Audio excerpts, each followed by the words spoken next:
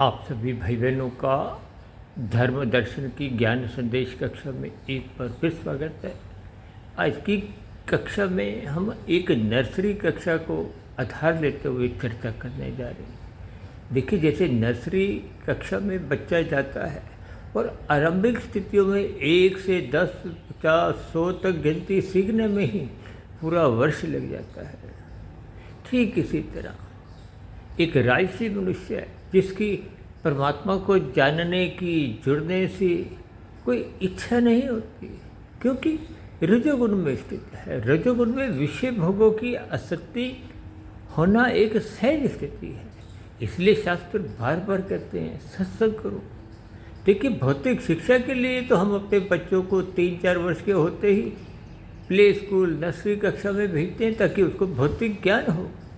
ठीक इसी प्रकार से ये सत्संग में स्थितियाँ, कर्मकांड, ये सभी स्थितियाँ राजसी मनुष्यों को लगभग नर्सरी कक्षा के बराबर ही स्थितियाँ हैं, ताकि धर्म की कुछ हल्की फुल्की पहचान मनुष्य को होने लगे। उसके व्यवहार में एक कर्तव्यों का बोध हो, वो कानून का भी पालन करे और शास्त्र सम्मत कर्म करता हुआ स्वयं अपना व्यक्तिगत पारिवारिक जीवन भी सुखमय बनाए। वह समाज के अन्य लोगों को किसी भी प्रकार की पीड़ा नहीं दे।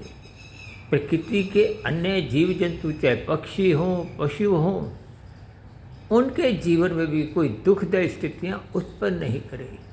आज मनुष्य देखिए, मांसाहार भोजन का सेवन करता हुआ इन सभी पाप कर्मों में लिप्त होता हुआ अपना स्वयं का ही कर्मशय बिगाड़ता है।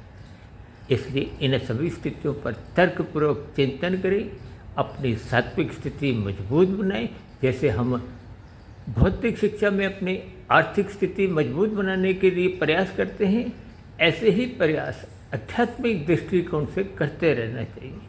इन्हीं शब्दों के साथ चर्चा विशेष को यहीं विराम देते हैं। आप सभी भाई बहनों का बहुत बहुत धन्यवाद।